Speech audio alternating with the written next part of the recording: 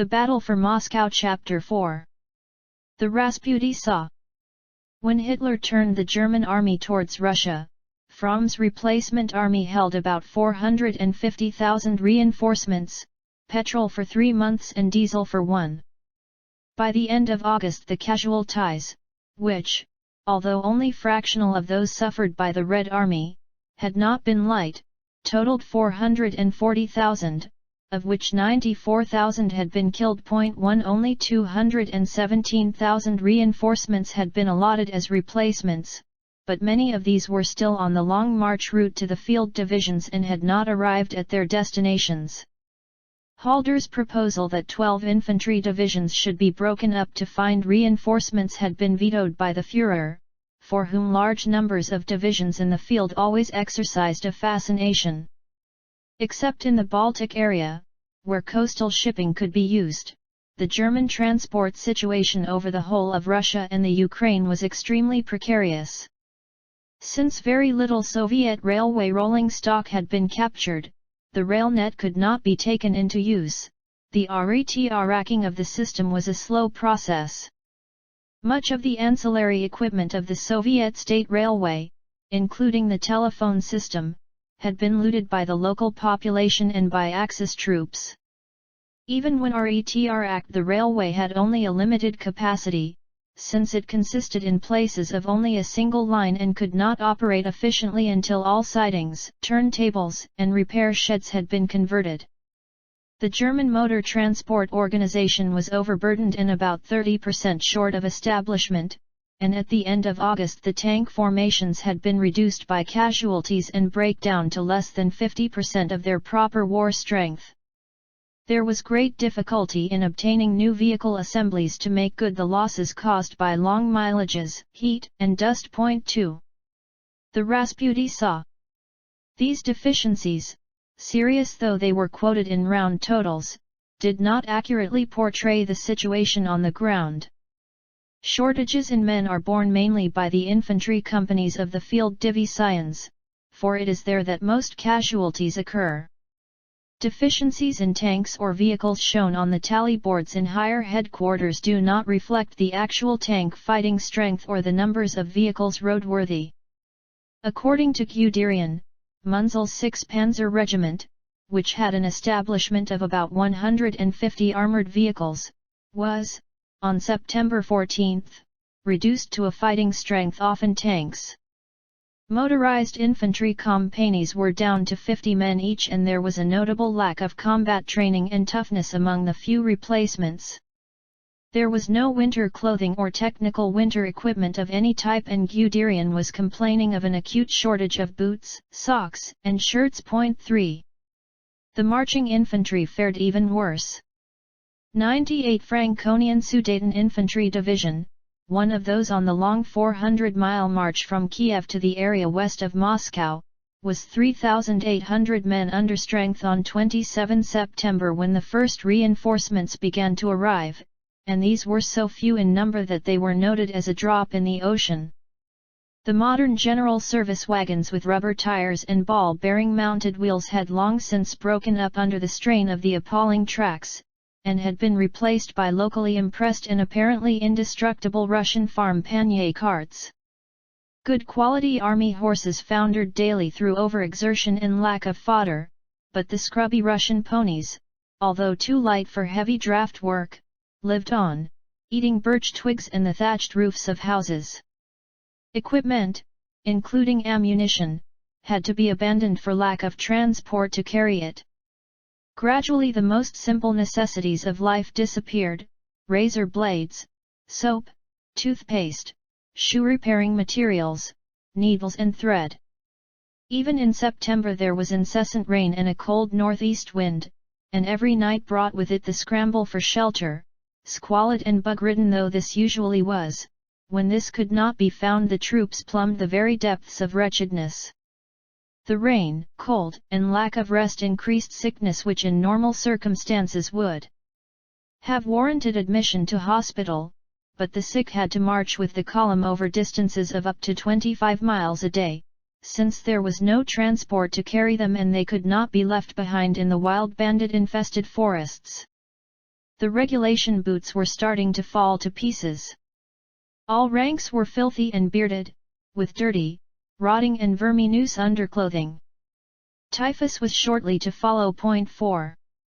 By September 26 the German losses had risen to 534,000 which, although only 15% of the total manpower on the Eastern Front, probably represented over 30% of the infantry strength. 5. There were two reasons for the more rapidly increasing casualty rate. Much of the fighting between Leningrad and Smolensk had become static position warfare, the brunt of which had been borne by infantry formations unsupported by tanks. Even when these infantry divisions were taken out of the line, there was no rest for them, for their relief and refit period had become synonymous with combing the wooded rear areas, not for partisans, who were still rare at this time, but for armed stragglers and infiltrators, some of whom were actually connected by telephone to the Red Army positions. 6. In clearing forest and marsh all the advantages lay with the hidden Russian, and the operations were often costly in German casualties. These field deficiencies were only a part of the Quartermaster General's problems, for on October 9 Wagner outlined to Halder the seriousness of the position. The rationing of troops and prisoners of war had become an almost insoluble difficulty. Experience at Kiev had shown that the equivalent manpower of a German division was needed for every 20,000 prisoners, for guarding, sorting, transporting and administration, and although an enormous quantity of good quality war booty had been left on the field of battle, it was impossible to find German labor to supervise its collection and storage. There was insufficient petrol to cover the needs of the formations in the field, and stocks of rubber would be exhausted by the following March. 7. The only good item of news was that the German tank fighting strength had risen by the end of September to 70% of establishment. Wagner did in fact overcome many of his difficulties, although perhaps not in the way which he would have wished. The invention of Buna ended the need for rubber, and the increased production of synthetic petrols helped to ease the motor fuel position.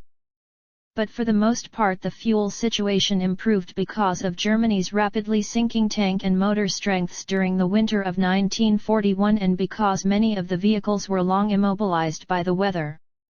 The ration position was partially solved by the very high mortality rate among Soviet prisoners of war, who died in their tens of thousands of typhus, malnutrition, and ill usage.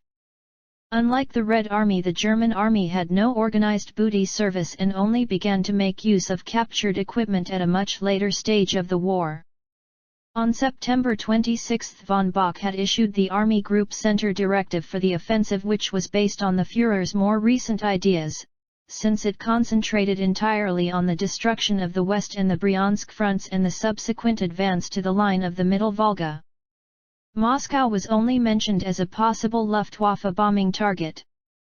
Meanwhile, the region between Smolensk and Roslavl, partly open flax, rye, oats, and potato-growing country, with some mixed forests, had become a gigantic concentration area for tanks, vehicles, and infantry arriving in dust-covered columns from as far afield as the area of Leningrad and Lake Ilmen, from Minsk and from the Reich. One panzer division railed from France, actually detrained, complete with tropical equipment. Trees and telegraph poles at every road junction were covered with a rash of formation signposts and indicator boards, and it took hours to sort out the great traffic jams caused by the joining and crossing of supply routes. The air umbrella provided by Kesselring's fighter divisions made Soviet air reconnaissance impossible.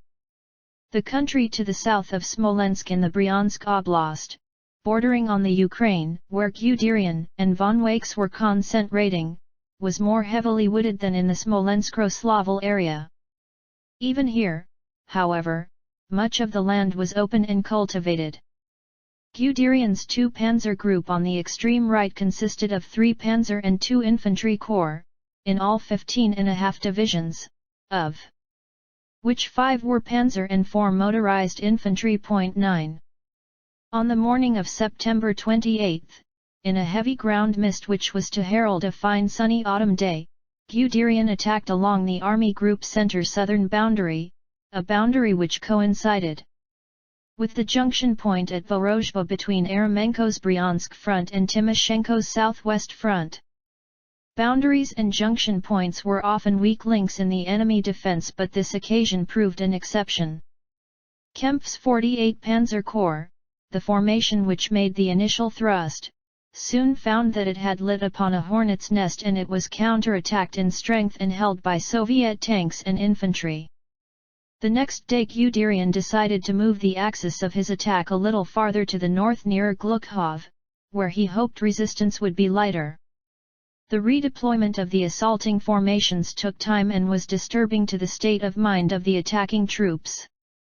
It proved impossible to disengage two of the divisions of Kempf's corps, both of which were hotly engaged by the enemy, one of the divisions having lost numbers of men and vehicles when it had been overrun by Soviet tanks. There was nothing for it but to make the attack along the new axis using only two of the three Panzer Corps. The offensive was to be resumed on September 30. As fortune would have it, the new axis crossed an area only lightly defended, and Gere von Schweppenberg's 24 and Lemelson's 47 Panzer Corps soon made the open country in the Red Army rear. 11 Ermakov, who commanded in this sector, had obviously been surprised at this new thrust, for his resistance lacked cohesion, and the fighting, although no less fierce, became sporadic, the action of scattered groups and formations in withdrawal. Yet the day was a tense one.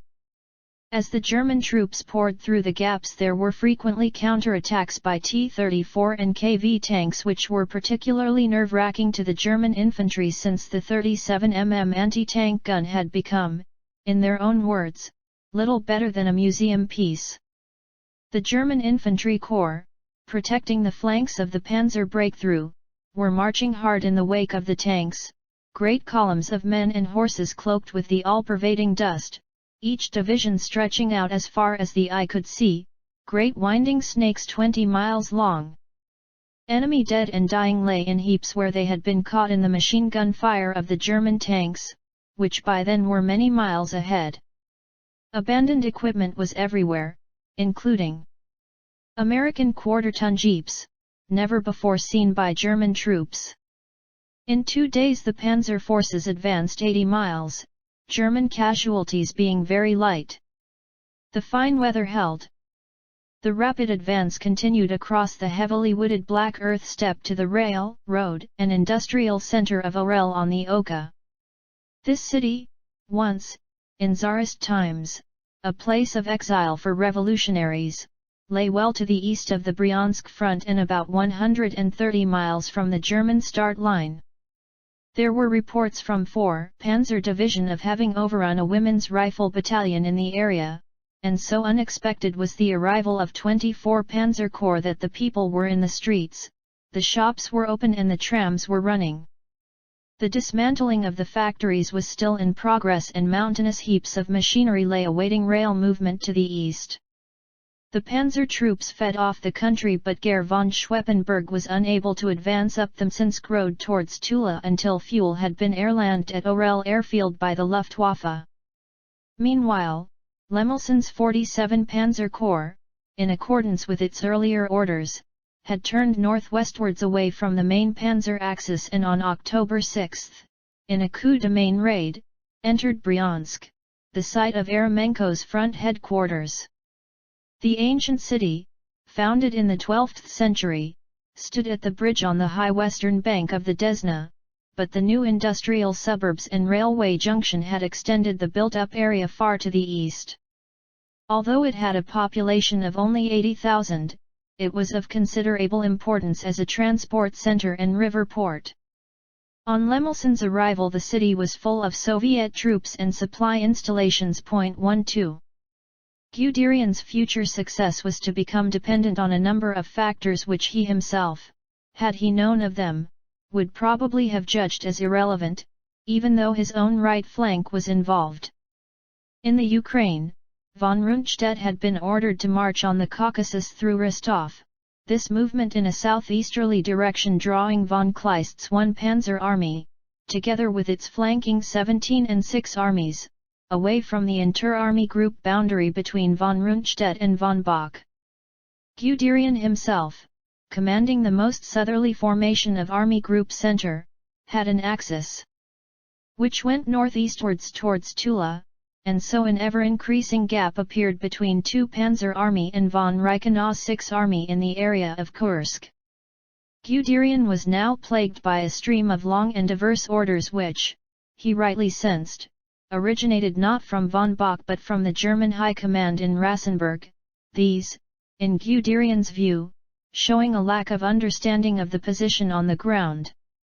He was instructed to destroy Eremenko's Bryansk front, which was by then 100 miles behind him to his west, seize the city of Kursk, which was 100 miles to his south, and take Tula, which was 100 miles to the northeast. All orders were to be executed immediately. When Guderian asked for priorities to be allotted to his 3 separate missions, he received no reply. 13 So he was forced against his inclination to disperse his forces. 1 Panzer Corps had already been deflected to Bryansk and a second was diverted to Kursk. Only 24 Panzer Corps remained on the Tula axis just short of Mtsinsk. In the Kremlin the position on this south flank looked very serious for, by the third day of the offensive, Guderian's army had already covered 150 miles, or half the distance to Moscow, and was much nearer the capital than any other German troops. In fact, the southern Soviet flank appeared to be wide open. Lieutenant General Zakharkin's 49th Army, holding the southern extremity of the Mazaysk line, just to the west of Tula, was ordered by Moscow to go forward to meet the panzer thrust and, driving Guderian back westwards, retake Orel. Events, however, outran these orders. The night before, on October 1, when the danger of Guderian's thrust had first been recognized, Stalin sent for Major General Lelyushenko, a general of tank troops who had had some battle experience earlier in the year when he had commanded a mechanized corps against von Manstein's panzer troops in Latvia.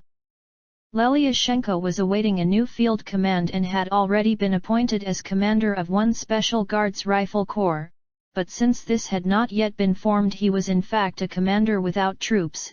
In consequence he was one of the few men available and in some part qualified for the task of holding Guderian's panzer thrust. The rough and ready way in which the defense was hurriedly organized was in some respects typical of the Soviet High Command methods at that time. Having had the battle situation explained to him by Shapashnikov, Lelyushenko was ordered by Stalin to undertake the defense of Mtsinsk and was dispatched post-haste on his mammoth task.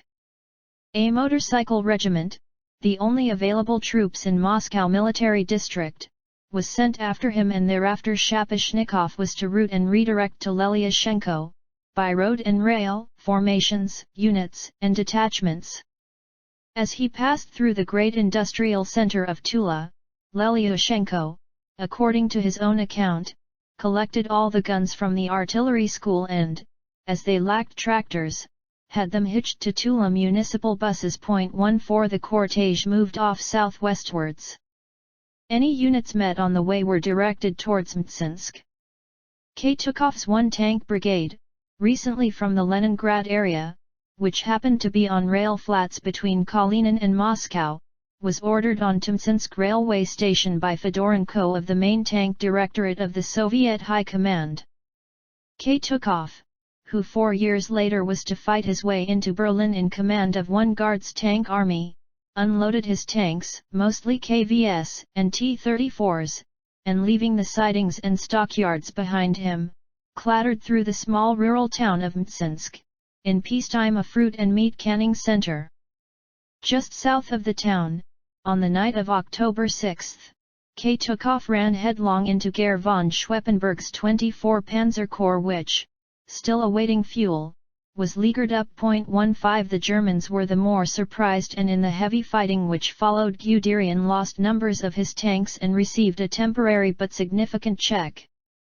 On October 7 the German situation in this area took a turn for the worse when the first sleet and snow fell. This did not settle, but roads and tracks rapidly became churned up into seas of mud. breaking up the only good route from Orel to Mtsensk on which all-wheeled traffic depended. The bridges had already been blown and the verges mined by the withdrawing Soviet troops, and 2 Panzer Army was forced to begin the laborious and deadly slow task of constructing corduroy roads of tree trunks laid side by side for miles on end. Wheeled motor vehicles could not move and the trickle of petrol and diesel supply suddenly ceased. Tracked vehicles eventually became stranded for lack of fuel. For the time being Lelyashenko, whose command had grown from nothing into 2 Guards Rifle divisions, 2 tank brigades, part of an airborne corps and a tactical support air group, aided by the weather had accomplished his mission. 16. Over 100 miles to the west Eremenko had not had the same good luck. He had tried to close the breach made by Guderian to his immediate south, but the counterattacking troops of Gorodniansky's 13th Army had been driven off northwards by the marching German infantry which protected the flanks of the Panzer Army. On October 2 von Wakes's 2 Army made a frontal attack from the west on all the 3 armies of Eremenko's Bryansk front. Von Wakes, a 60-year-old cavalryman and panzer leader, had no tank formations, and his own infantry were tired and under strength. Without rehearsal or rest they were led by night from their defensive positions to the forming up places for the assault.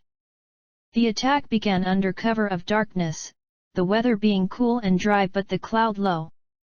Some early gains were made but the Soviet enemy reorganized quickly and his resistance stiffened. Red Army artillery defensive fire became intense and some German units were driven back over their start lines by tank counterattacks. With its casualties mounting steadily 2 Army made only slow progress towards the river Desna, but did at least pin the bulk of Eremenko's troops. The Soviet defense began to collapse, however, from October 6, when Bryansk fell to Lemelson's Panzer Corps, on which day von Wakes had already covered 25 miles of his eastwards march. Shortly afterwards, Gorodniansky's 13 and Kreiser's 3 armies were encircled between von Wakes and Lemelson, and Petrov's 50th Army to the north of Bryansk, although not encircled, was being cut up between 2 Army and 4 Army further to the north. As a fighting formation the Bryansk front had ceased to exist. On October 3 Eremenko lost radio contact with 50th Army and 3 days later could himself no longer communicate with Moscow. On October 8 the front commander, on his own responsibility, ordered a general withdrawal to be made by filtrating out of the Great Pocket. Under cover of darkness, many troops succeeded in escaping in this way, but they left their equipment and at least 50,000 of their number behind. Petrov, the commander of 50th Army, was among the dead. 17 Von Wakes's task of holding and breaking up the encircled troops was made more difficult by the very low cloud, which hampered air reconnaissance, by the partially wooded country and by the torrential rains which were just arriving in the area. 1. German Cavalry Division near Trubchevsk, one of the formations covering Guderian's left flank, had been detailed to operate closely with von Wakes's 2 Army and break up the enemy cauldron. Heavy rain and sleet began to fall on the night of October 9 and the leaden and heavily weighted clouds opened in a deluge. Swamps appeared everywhere and torrents of water poured across the wooded tracks so that conditions, in the words of their historian, became catastrophic. Motor vehicles had to be abandoned and the horses were up to their girths in slime. The lightest cart needed a great team of draft animals and the supply and transport system broke down. The caped East Prussian cavalrymen, wet through to the skin, watched without surprise as a corps headquarters tried to shelter itself in a verminous one-room house together with the pigs and poultry. The area in which they were operating was one of thick and tangled primeval forest and marsh, the clearing of which was both a time-consuming and a dangerous business, and, although prisoners said that the headquarters of Kreiser's 3 Soviet Army was near at hand, the cavalrymen were unable to find it. 18. The main German offensive in the north along the Smolensk-Moscow axis, which was aimed at enveloping the Soviet defenders to the west of Vyazma, did not begin until October 2, 2 days later than Guderian's attack. It was to have much greater success. To the right of the Smolensk-Vyazma highway, von Kluge's 4th Army had the task of pinning the enemy to its front, while Hoepner's 4 Panzer Group, which was under von Kluge's command, breached with 3 Panzer Corps the 2 left flanking armies of Budany's reserve front. Using infantry divisions allocated to him for the purpose, Hoepner closed up to the Despa and in fine, clear weather attacked at first light. On October 2, the attack was unexpected by the Russians, and before noon Hoepner had his tanks over the river. By evening he was 20 miles behind the Soviet positions. On his right flank, Red Army troops in the area of Sobenikov's 43 Army surrendered in droves or, throwing away their weapons, made off to the rear. Guns and tanks were abandoned everywhere. On the left, where the going conditions were more difficult for German armor, the defense of Rakutin's 24th Army was stiffer, but, even there, after 48 hours no further organized resistance was met. Yukhnov, a small sawmilling town on the Yugra about 100 miles behind the enemy lines, was taken on October 5 by General Stumm's 40 Panzer Corps, and not until the Mazaysk line was reached, about 20 miles farther to the east and about 65 miles from the center of Moscow, was there any sign of enemy activity. On Stumm's left, General von Vietinghoff's 46 Panzer Corps turned north towards Vyazma while General Kuntson's 57 Panzer Corps protected the south flank. The weather continued fine and clear and the countryside was bathed in the warm autumn sunlight. German success had been overwhelming in spite of a severe shortage of artillery ammunition, which had curtailed the preparatory bombardment and restricted the covering fire program. To the north of the Smolensk-Vyazma axis the attack fell squarely on 4 armies of Konyev's west front. Strauss's 9th Army made the initial breakthrough, but the northern envelopment on Vyazma was the task of Hoth's 3 Panzer Group. Hoth had a mission hardly less onerous than that of Guderian in the south, since he had a twofold commitment, to close in on Vyazma and join there the corps of Hoepner's Panzer Group, so holding the encircled enemy between Yartseva and Vyazma until the arrival of Strauss's and von Kluge's infantry corps, and at the same time to make a rapid advance northeastwards on Kalinin and distant Rybinsk in support of the left flank of von Leib's Army Group North. Kalinin was 100 and Rybinsk 180 miles north of Moscow. Unlike Guderian and Hoepner, Hoth had 2, not 3, Panzer Corps, and these were not his own, both had been transferred to him from Hoepner's 4 Panzer Group near Leningrad. Hoth's original panzer formations remained scattered between the Baltic and the borders of the Ukraine. Corps had been redistributed to panzer groups and divisions to corps, leaving none with the formations they started with, so that, as Hoth was to comment, it was difficult to make head or tail of what was going on. 19 The 2 Panzer Corps had, however, only 3 panzer and 2 motorized divisions between them, and one of the corps, Reinhardt's 41 Panzer on the left, instead of being concentrated and keeping close contact with its partner, General Skal's 56 Panzer, was directed on a divergent axis northeastwards towards Rzhev and the upper Volga on the road to Kalinin. Strauss's offensive started with a short artillery preparation and the blare of propaganda loudspeakers inviting the Red Army defenders to cross to the safety of the German prisoner of war cages. Resistance was much weaker than had been expected, and at first it was thought that the enemy had withdrawn. The line was soon breached and, to the Germans' surprise, since they themselves had given no thought to the hard weather ahead, it was noted that the Russians had already begun to prepare their positions with overhead cover and stoves for the onset of winter. Many Red Army formations could be seen in the far distance leaving the field of battle, marching off in long columns, abandoning much of their equipment and making no attempt to throw out rear guards. The remainder of the Soviet formations still in the line were pinned frontally by Strauss's attacks, but one of the German infantry divisions marching northeast to cover Hoth's left flank suffered heavy casualties. General Reinhardt, harkening back to the halcyon days of the 1940 campaign in France when panzer divisions had 2 panzer regiments each, fought his panzer corps in 2 separate elements, 1 panzer and 1 motorized infantry, by forming the 2 panzer regiments of his 2 panzer divisions into 1 panzer brigade of 2 regiments.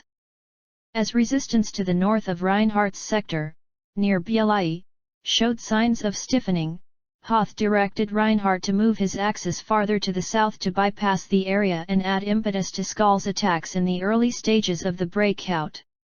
Reinhardt's panzer brigade began to move rapidly eastwards against scattered opposition to Col-Mont-Dnieper, where 2 bridges were seized intact on October 3. In the bright, clear skies the Luftwaffe reconnaissance and close support were excellent, and yet Hoth was to complain on October 4 of heavy Red Air Force activity. 20 near Kulm the brigade was counterattacked in strength by a Soviet tank division from the Far East, on the old-style establishment and completely equipped with new American tanks. The tank formation, which had never been under fire before, was almost destroyed and lost 65 tanks in a few hours. On October 5 3 Panzer Group was in difficulty with its fuel supply and asked for an airlift, but this shortage of fuel did not prevent a panzer division of Skal's force from cutting the Moscow highway near Vyazma and, 2 days later, joining with von Vietinghoff from the south. The armored pincers of Hoth's and Hoepner's panzer groups had accomplished their mission, and 4 Soviet armies, 2 of the West and 2 of the reserve fronts, together with many other troops, in all, nearly 750,000 men, had been surrounded. The capture of Vyazma itself was of considerable importance. For although this ancient city on the Vyazma River, dating from the 11th century, had a population of only 30,000, employed for the most part in rural industries, tanning, flax milling and oil pressing, it formed in fact the hub of 5 main trunk railway lines, radiating in all directions, and was on the main enemy north-south lateral rail link. Konyev, the 44-year-old commander of West Front, was of peasant Russian origin, a non-commissioned officer of the Tsarist army who entered the Red Army as a political commissar, which he remained until 1927. He then transferred to command appointments, graduating from the Frunze Military Academy in 1934. Simple in his tastes, a thoughtful man, he read much and drank little, but, like most Russian commanders at that time, was harsh and exacting towards his subordinates but subservient to his superiors. He was a favorite of Stalin's. Konyev was subsequently criticized by Zhukov for failing to prepare his defenses near Smolensk and for a faulty deployment of his troops. Konyev defended himself by attributing the German success to the massive air support by the Luftwaffe and the overwhelming strength of the concentrations of enemy tanks, in what was in fact the last of the great German blitzkrieg offensives of the Second World War. As the Germans had deduced, the offensive had caught the Soviet West and Reserve fronts entirely unawares. 21 At the beginning of October, Soviet plans for limited attacks had been dropped and all troops went over to the defensive. 6 armies of Konyev's West Front and 2 of Budany's Reserve Front were forward in the line, while a further 4 armies of the Reserve Front manned the Vyazma defences about 50 miles to the rear. Except for the tank brigades, few of the troops were mobile and the Soviet defensive strategy was based on the obstinate holding of ground. Only at the very last moment was an attempt made to form a front reserve under Lieutenant General Bolden, a deputy front commander, by withdrawing a number of divisions from the forward areas, possibly those same marching columns seen by Hoth retiring eastwards without deploying rearguards. 22. By October 2 Strauss and Hoth had already penetrated between Lieutenant General Lukin's 19 and Major General Kamenko's 30 armies. To meet this threat, a very complicated Soviet regrouping took place within West Front, in which Lieutenant General Ershakov's 20 Army was ordered to take over the divisions of Major General Rokossovsky's 16 Army. Rokossovsky's headquarters was pulled out to take command of all other troops in the area of Vyazma, while Kamenko's 30 Army was relieved by Major General Dolmatov's 31 Army. Other army headquarters were withdrawn, leaving their divisions in situ. It is not known exactly when this regrouping took place, but there is more than a suspicion that it was aimed at the rescue of the higher commanders and staffs. At about this time the Soviet field signals communications broke down. Between 2 and October 4 the attention of Stalin and the Soviet High Command appears to have been still riveted on the danger from Guderian's breakthrough to Orel in the south. Lelyashenko was already in Mtsinsk, and Artemev, the commander of Moscow Military District, had been sent to Tula to organize the defenses there. It was known that the Bryansk front was hard-pressed both frontally and from the southern flank, but it was not realized that Eremenko's formations were encircled and on the point of breaking up. On October 4 the Soviet monitoring service brought in reports of the Berlin radio speech made the previous day by Hitler, the text of which was similar to that of the order of the day already issued to German troops, in which the Führer had announced the opening of the general offensive which would finally destroy the Red Army. The report of the speech mystified the Soviet High Command, since there had been no news from Konev or Budany of any heavy German attack. This, however, was not surprising since telephonic communications with the West and reserve fronts had been broken, a fairly reliable indication of a sharp reverse. Early the next morning, on October 5, some stragglers of the administrative services of Budany's reserve front arrived at Maloy-Yaroslavets, these men reporting that the enemy had broken and encircled parts of 24 and 43 armies 3 days before. This information was discredited and the men were arrested as panic spreaders.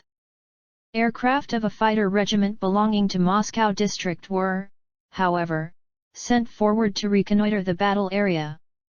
On their return, at about midday, the pilots reported that great columns of German tanks and motorized infantry were moving eastwards from Spazdemensk to Yukhnov deep in the Soviet rear.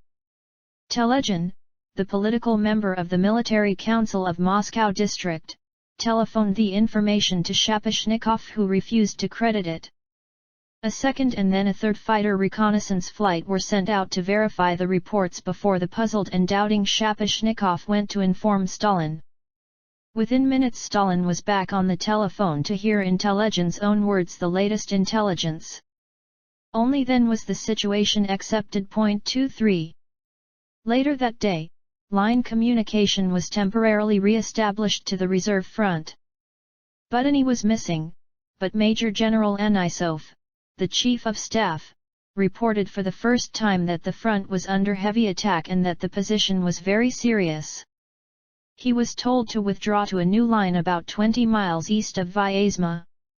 On October 5, when Zhukov happened to be in the Communications Center at the headquarters of Leningrad Front, he received a message to telephone Stalin. He was told by the dictator to come to Moscow as the situation there was somewhat complicated. He arrived in the capital 2 days later, and was taken by Stalin's bodyguard to the dictator's sickbed, for Stalin had influenza. Stalin wanted a clear picture of the battle situation and directed Zhukov to go to Mazaysk himself and find out what had happened. After collecting a battle map from the strained and exhausted Shapashnikov, Zhukov motored westwards, trying to study his maps by the light of a pocket torch, stopping the car from time to time to walk about in case he should fall asleep.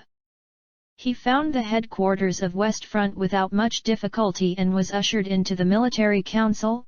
Konev, Sokolovsky, Bulganin and Malandin, all sitting around a table in the candlelight looking pale and worn out.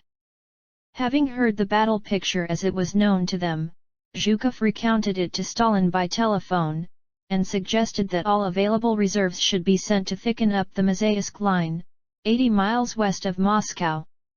He then set off in the direction of Maloy-Yaroslavets to look for the headquarters of Reserve Front, since no news had been heard of Budany for several days. 24. Leaving Konev at 2:30 in the morning, Zhukov went on southwards until, near a little settlement called Obsinskoy by the river Protva, he came upon 2 Red Army signalers laying telephone cable. The presence of signalers at work was always a guide to the location of higher headquarters, since only these were served with early line connections.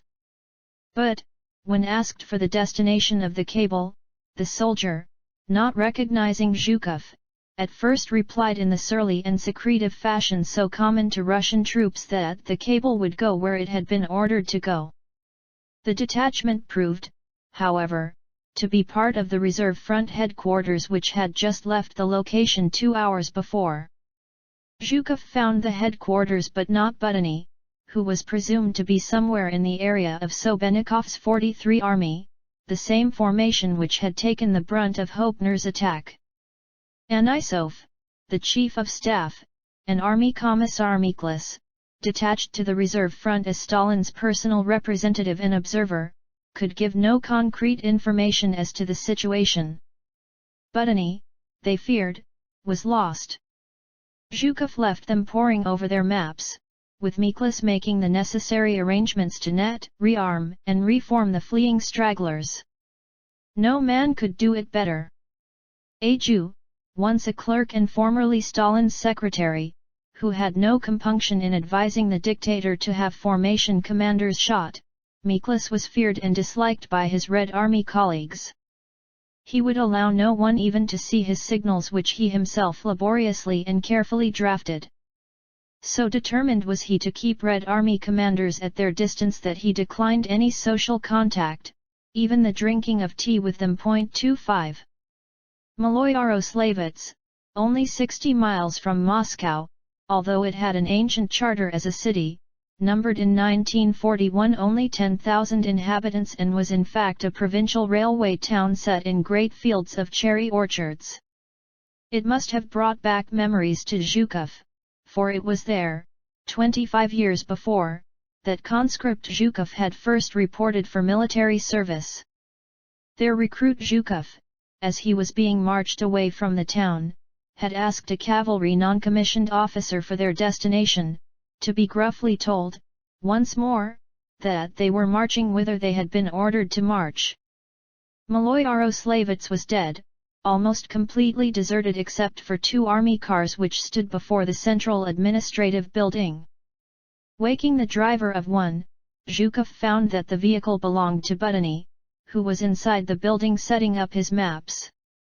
Zhukov was of course well known to Budany, particularly as he had once served on Budany's staff when the latter was Inspector General of Cavalry. Even in the present difficult circumstances the swaggering, empty-headed Budany remained cheerful, replying in his peculiarly high-pitched voice that he knew little, not even the whereabouts of his own front headquarters. He said that Rakutin's 24 and Vishnevsky's 32 armies were cut off and that he himself had narrowly escaped capture. He did not know who held Yukhnov, in fact Hopner had taken it 3 days before, and when he had driven through Medin, the tiny city was as silent as the grave. As far as he was aware, the only Soviet force known to him to be covering the Great Gap consisted of 3 policemen. Zhukov left the building and drove southwards along the Mazaysk defended zone towards Kaluga, keeping a careful lookout. Since enemy panzer troops were known to be in the area carrying on a running fight with men of Sobenikov's 43 Army who were fleeing eastwards, he came upon, hidden up in the woods, a whole Red Army tank brigade which for 2 days had done nothing, in spite of the sounds of battle all around it, since it had been given no orders. Such lack of initiative was common during those days, and Zhukov instructed its commander, who, in spite of his lack of enterprise, was apparently a man of some worth, to put out reconnaissance vehicles to get information about the local situation and to send a liaison officer to front headquarters to ask for orders. While still en route for Kaluga, Zhukov received the dispatch telling him that he had been nominated to the command of West Front by a GKO order of October 10. When he reached his new headquarters, he found another Stalin-appointed fact-finding commission, made up of Molotov, Malenkov, and Voroshilov, busy in West Front collecting information to be taken direct to the dictator. And so the able and ruthless Zhukov took over the field command which was to bring him such fame. In the field reorganization which followed, Konyev was appointed as the commander of the Kalinin Front, a new front raised to cover the great gap in the north between the Northwest Front and Moscow caused by the destruction of the armies of West Front. Butany's reserve front was to be incorporated into the West Front and all available forces concentrated on the holding of the Mazaysk line.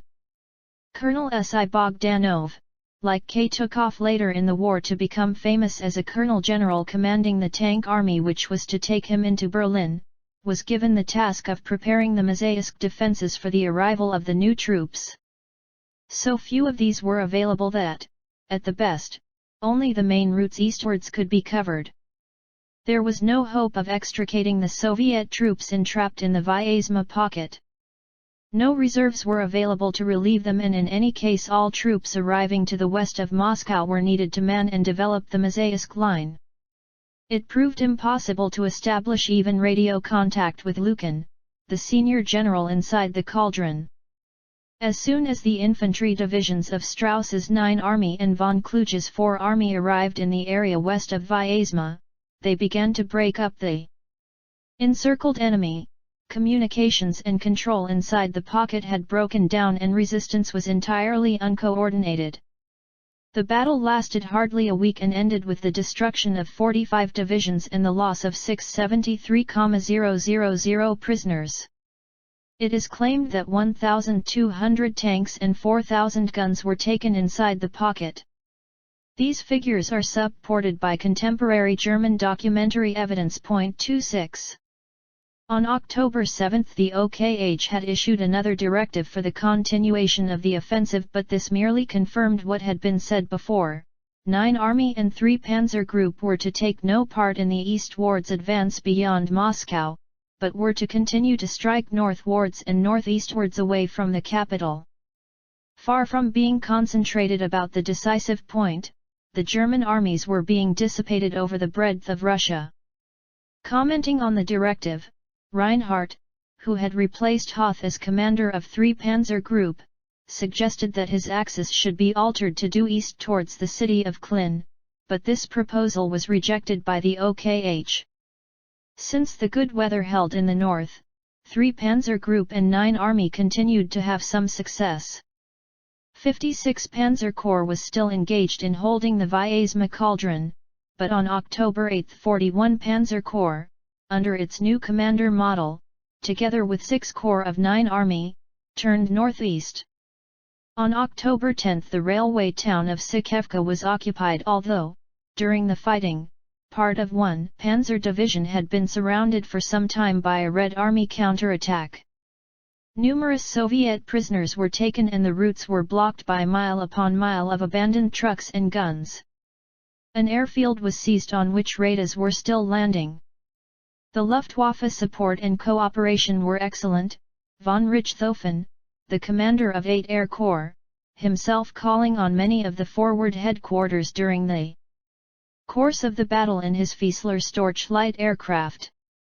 Because of the shortage, the remaining motor fuel was pooled in order to make a motorized infantry battalion, supported by a tank company and artillery battery, fully mobile.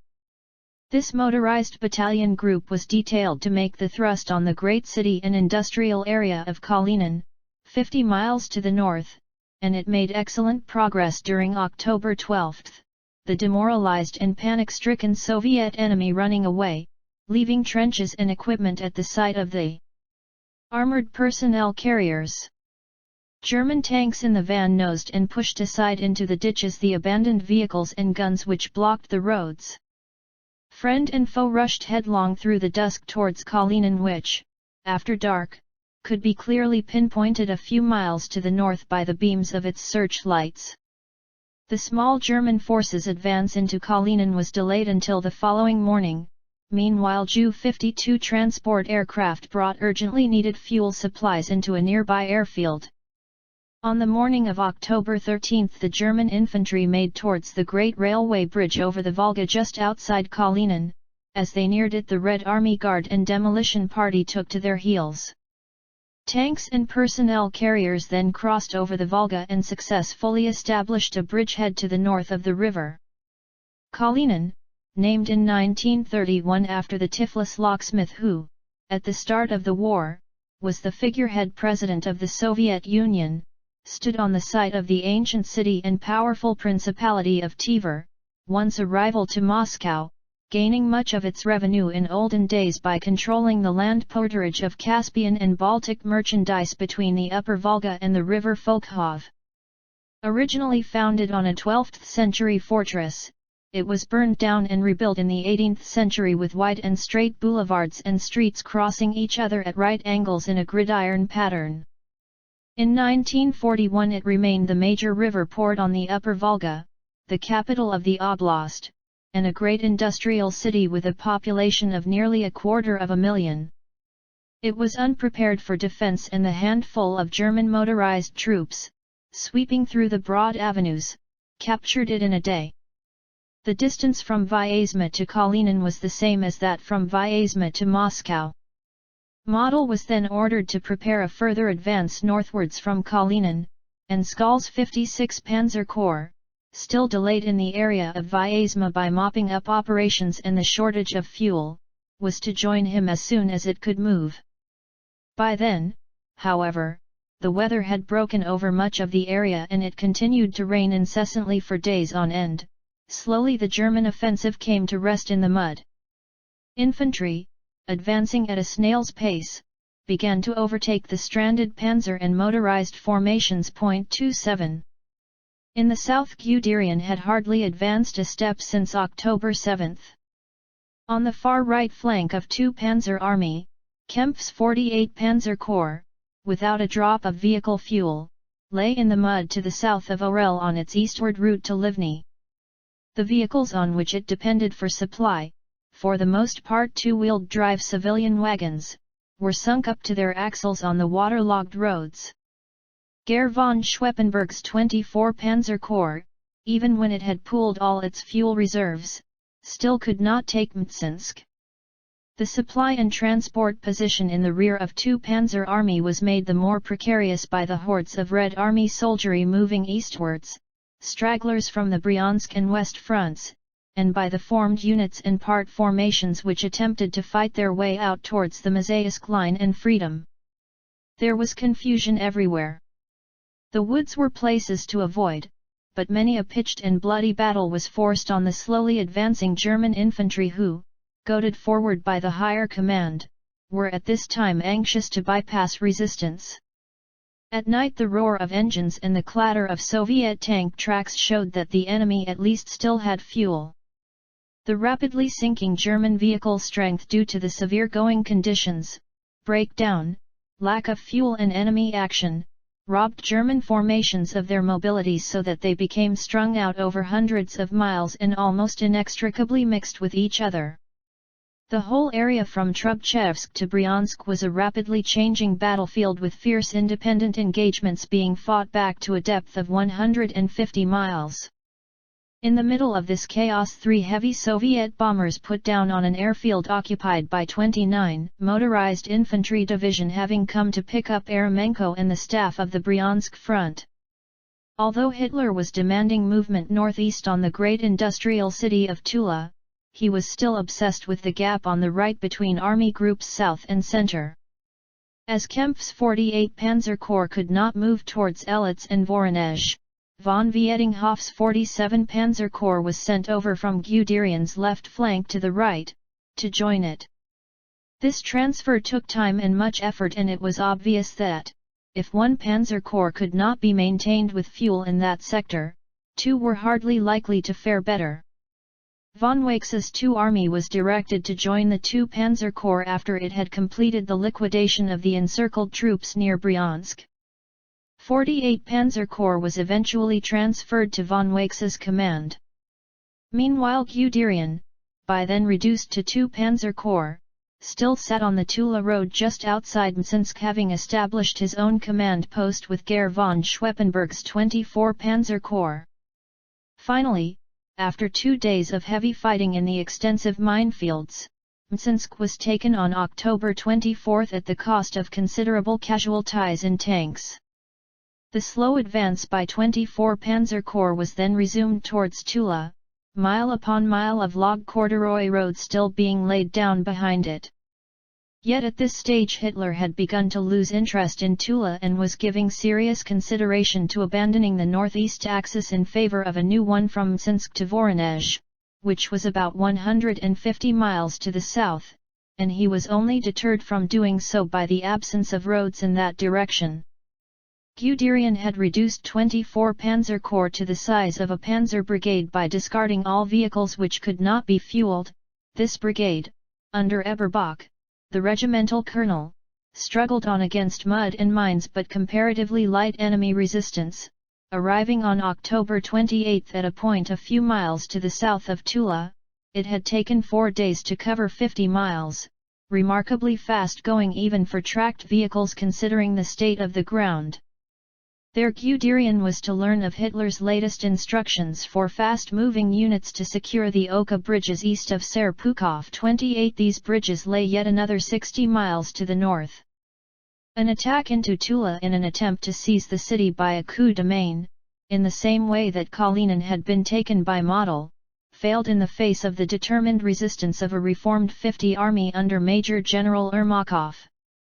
German tank casualties were again heavy. 29.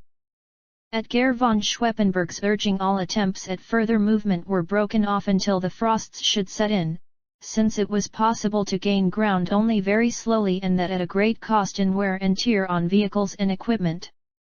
Some of the panzer detachments had only been kept on the move by fuel air-landed or air-dropped. By the Luftwaffe, the air transport allocated for this task had been woefully small. Von Wax's II Army was still clearing up the area of the encircled Bryansk front near the Desna and had been left far behind the spearhead of the advance and out of touch with the main enemy.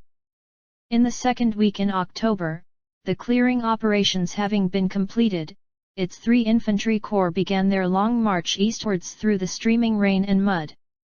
The men were exhausted after the break-in battles and mopping up operations near Bryansk, but there was no question of giving them even a few days' rest.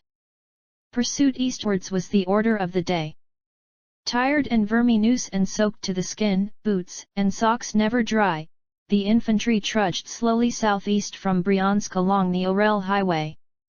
Infantry was the only arm capable of moving by its own efforts, even though this movement was hardly 8 miles a day. With its few possessions on its back, it moved itself, fed itself, and quartered itself by living off the land, improved its own tracks and built its own light bridges. Not only did it march, but it found the willing hands which pulled the horses out of mud-filled shell holes and gullies, and provided the heaving backs which got the ditched wagon wheels turning again. Yet without the horse the infantry itself would have been lost. Most roads and tracks had disappeared and those remaining were so few in number that several divisions were allocated to a single route, this congestion slowing down the rate of march. No wheeled motor vehicles accompanied the columns. Although the progress of the dismounted men was painfully slow, that of the horses in harness was even slower. In the end the infantry companies were ordered on ahead and they left behind them the vehicle-loaded stores, heavy radio and ammunition and the horse-drawn anti-tank guns and artillery. Fleeter of foot, they began to overtake other units and formations, no further effort being made to keep to a march table, so that regiments and divisions became mixed and broken up. The hamlets through which the columns passed were crammed with German troops. Too often the towns and bigger villages had been destroyed in the fighting or gutted by the local inhabitants, who looted all materials and fixtures which could possibly be carried off. For the most part the troops remained out at night in the rain and the cold. Sleep was out of the question. Although movement was not delayed by the enemy or by mines, it took von Wax's marching infantry formations 14 days to cover 125 miles. Even then, most of the equipment had been left behind. By October 26, when the van of II Army had reached the area between Mtsensk and Kursk, it was directed to thrust on Efremov, Elets, and the area north of Voronezh. Von Wakes, having crossed Guderian's lines of communication from left to right, was moving away from him and could no longer cover the 2 Panzer Army right flank. Immediately to the north of von Wakes's 2 Army, 52 German Infantry Division moved near the inter-army boundary towards Kaluga on the far southern flank of von Kluge's 4 Army.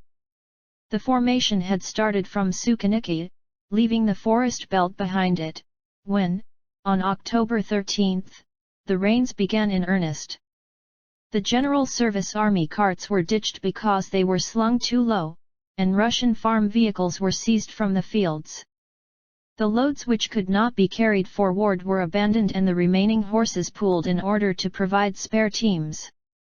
Only 2 light guns in each battery were taken on, together with their limbers, each piece being dragged forward by 10 horses, while the unharnessed animals brought up the rear. Within 2 days the horses, up to the knees and sometimes the girths in mud, had lost their shoes, but in the soft going could manage without them. The infantrymen, whose calf boots were frequently sucked from their legs as they waded on, knee-deep in water, were not so fortunate. Their boots were already in pieces. After the first day's march the horse-drawn guns and baggage, light though it was, could not keep up with the men, and the troops went rationless except for the tea and potatoes looted from the farms.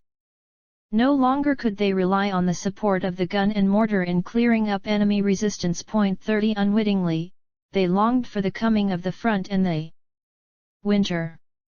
About 150 miles to the north, on the left flank of 4 Army sector, the fine weather in the first week in October had been followed, not by heavy rains, but by cold and frost.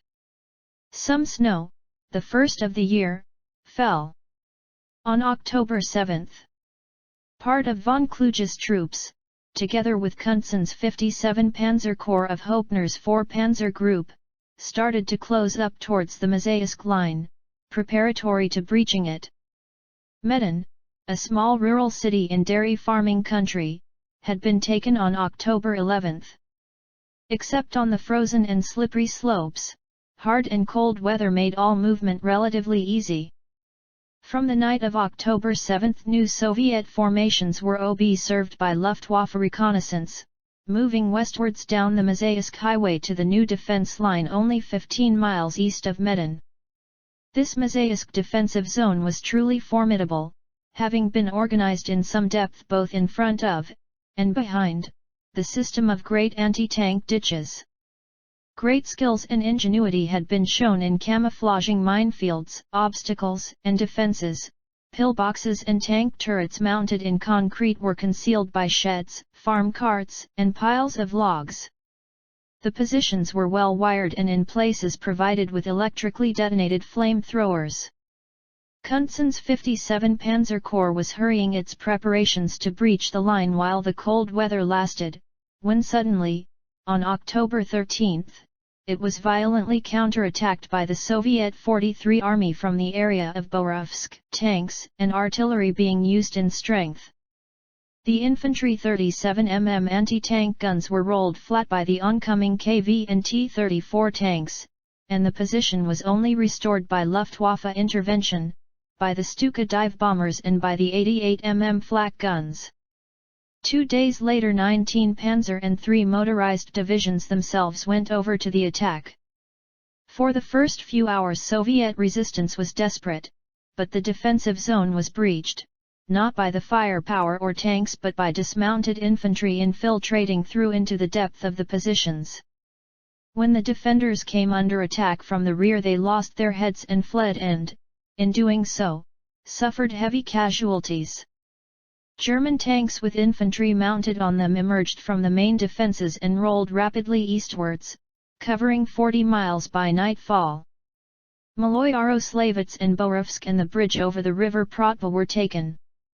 In these rear areas the Panzer Corps passed thousands of Russian civilians, mostly women, still at work on the field defences.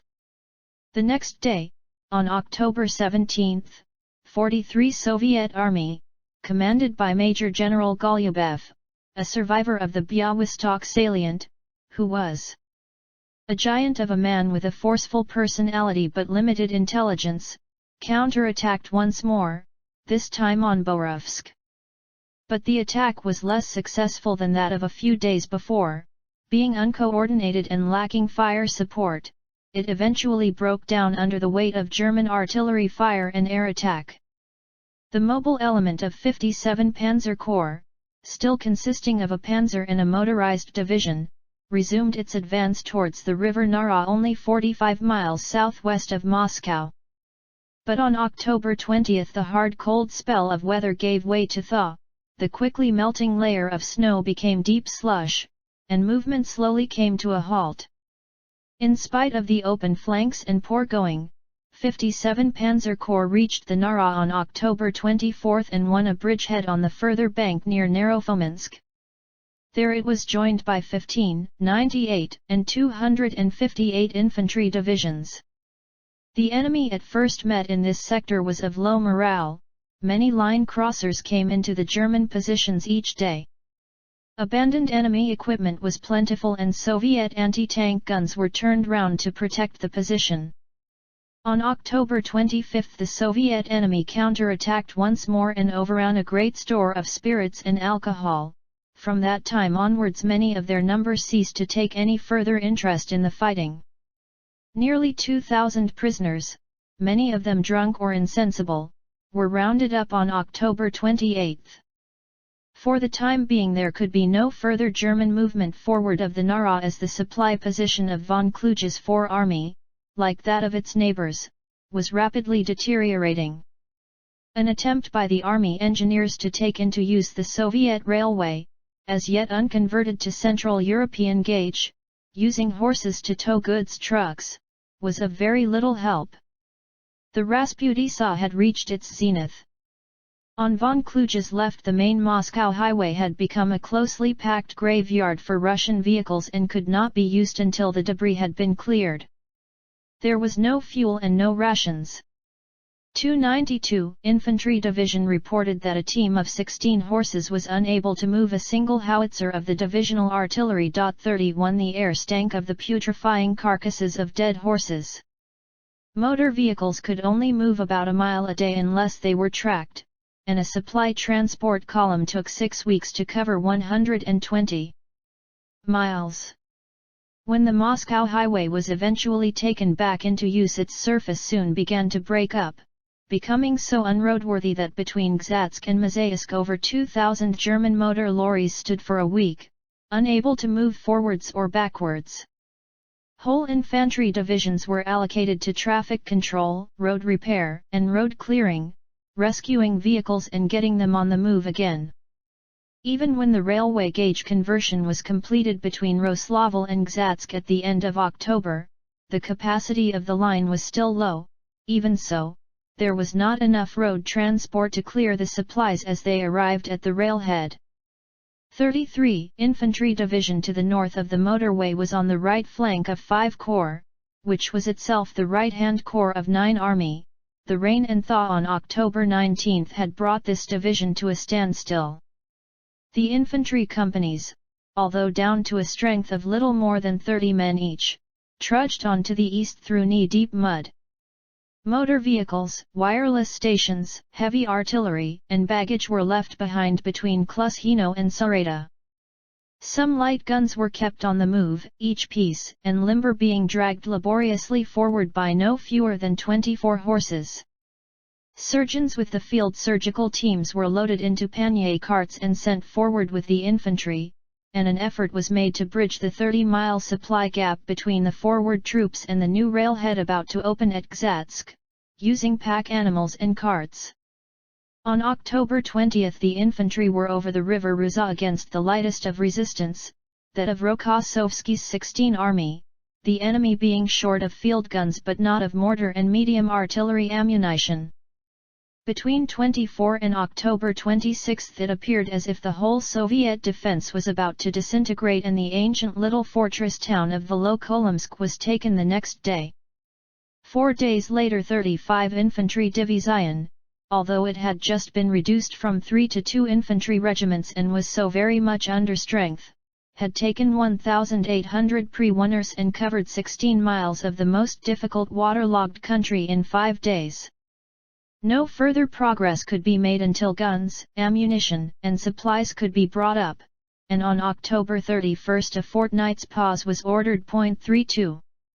German movement for the first time during the course of the Second World War had been brought to a standstill, and, according to contemporary German accounts, it was halted during the second and third weeks in October by rain and mud. Soviet historians, on the other hand, scoffing at what they describe as German excuses, maintain that von Bock was halted by the valor and skill of the Red Army. For the first 2 days of the German October offensive, the Soviet stand was, for the most part, determined and tough, and was to show once more that given a spade and sufficient time for preparation, the Red Army soldier in defense was difficult to dislodge.